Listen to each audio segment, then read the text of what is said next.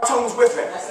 Because the devil, Yes. the enemy has put subliminal messages in these cartoons. We were watching Cartoon Network a couple of weeks ago. My baby was watching Scooby-Doo. Come on, Cartoon Network. She got me in her. As a child, I love me some Scooby-Doo. I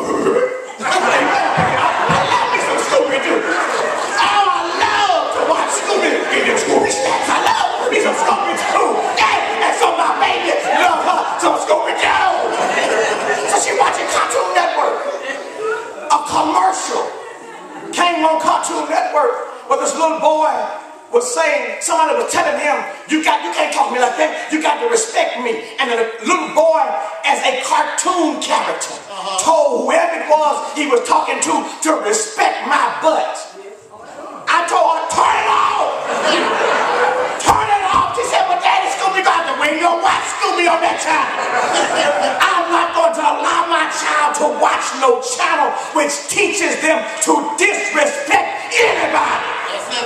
You don't know what your child watching. You got cable in the room and you ain't putting no block on the channels. Hello? You let them get on the internet. Don't know where they going. Don't know who they surfing or chatting with. You're giving them too many options. God gave us children for us to protect them. For us to teach them His ways. Y'all understand this? They are not put here to make their own choices. I make the choice for you. My wife and I had this discussion a while back because my daughter has gotten to the age now where she wants to be cute all the time. She got it honestly, you know. You know what I'm saying? I mean, you know, but I'm instilling within her that what we put on you is appropriate for what's going to be happening around you. And not because it's cute. You follow me? So her and Mom used to go back and forth in the morning about what she's going to put on. I don't want to wear that. That's not cute. I don't want to wear that. I told her, me and my wife were talking. I said, you go back in there and get what you was first going to put on her. And teach her that she's going to look good no matter what we put on her, for the simple fact that if I put a potato sack on you, you better wear that potato sack like it's a Wayne dress. You follow what I'm saying? It ain't what you got on. It's what you got in you. And I ain't sending you to school to be a part of no fashion show. Get your lesson. Amen. At ACA, they have this program where the children start off with apples. Whenever they misbehave, they had to put a worm on the apple. I told my baby, I don't want no worms on your apple. So one day she got in the car and I could tell, I read body language. I don't just listen to what they say, I read the language. I could tell by the way she was walking, she got a worm on that apple. I could tell by how she was walking to the car. It was like dead man walking to the gas station. She just been ready that she didn't want to deal with that.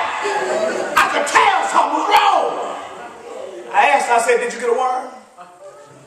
She said, I don't think I did. Wasn't you with yourself all day in school? She said, yeah. I said, so don't you know what you was doing? Yeah. I said, so did you get a worm? She didn't want to lie, but she knew the consequences of getting a worm. And she said, no. And I looked at her. We still in the parking lot holding up other cars trying to get you. I said, God don't like it when you lie.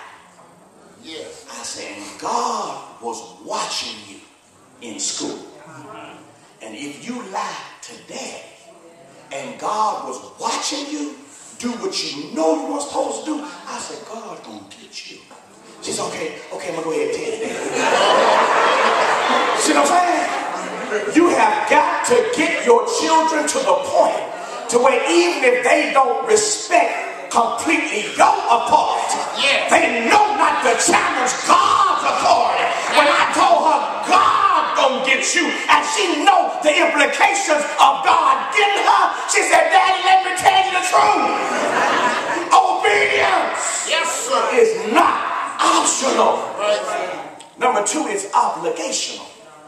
It's obligational, which means as a child, they have an obligation to do what you say.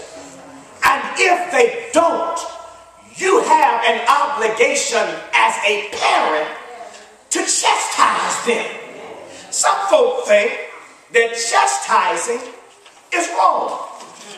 Dr. Spock done said that when you chastise a child, you mess up their psyche. You cause them mental harm when you render unto them physical pain. God didn't understand messing up a child's psyche. Hello in here? Right, sir. Because the only way I'm going to hurt his psyche is if his psyche gets in the way of the belt. Amen. I'm going to instruct her, don't move. Amen. I got a certain place that God has designed for me to put this belt on you, and I'm going to aim at that place. Now you mess around and put your psyche in the way of that other place if you want to now. Stay right there and be still. You follow me? Yeah. God tells us to chasten our children, and standing them in the corner is not adequate chastening. Right, sir. Kind of chastening God demands is corporal punishment. Put something on their backside so they will realize that what they did is not acceptable. You follow me? Yeah. Proverbs chapter 13, verse number 24. Bible says, he that spareth the rod hateth his son, but he that loveth him chasten him betimes. You know what betimes mean? As many times that the rascal needs it. Sometimes I just gotta get tired of looking at him. Well, you better get you some vitamin B pills or something. Because if he needs it, you got to give it to him. God instructed us on how to properly chasten these children. Proverbs chapter 19, verse number 18. The Bible says, chasten thy son while there is hope. You know when there's hope? When they're still young and small. Don't wait till they get to walking and talking. Your all hope may be gone at that point. You got to get them in the learning stages. As they say that they can teach children how to read during infancy stage now. That's what they say. And they had all these commercials showing that by 6 to 9 months old, your child could be reading the whole sentence. If it's possible to teach a child how to read as a baby, I know you can teach him how to obey you as a baby. Listen, the Bible says, chasten thy son while there is hope, and let not thy soul spare for his crying. When my baby son was growing up, I was chastening him for something that he had done, and the boy knew he was the apple of my eye. He was my baby boy.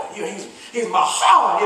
He's my baby. You know, the more children that you have, the more tender your heart becomes toward the last one and the last one. You know what I'm saying? And so he knew he was my baby. So I was whipping him, and he ran off from the bed and grabbed me and said, Daddy, I love you.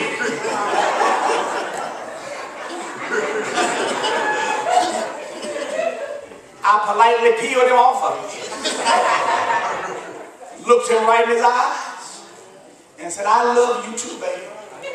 As a matter of fact, I love you enough to give you what you need that's going to help you later on in life. Turned him back around and kept right on with it. I could not allow my soul to spare for his crying. God said, get him when he can understand it. One day a time is going to come when his roots are no longer going to be tender. One day he's going to get to the point where I can't bend him in the direction I could have when I had the chance to. And then it's going to be too late. It's going to be too late. Look at Proverbs chapter 23.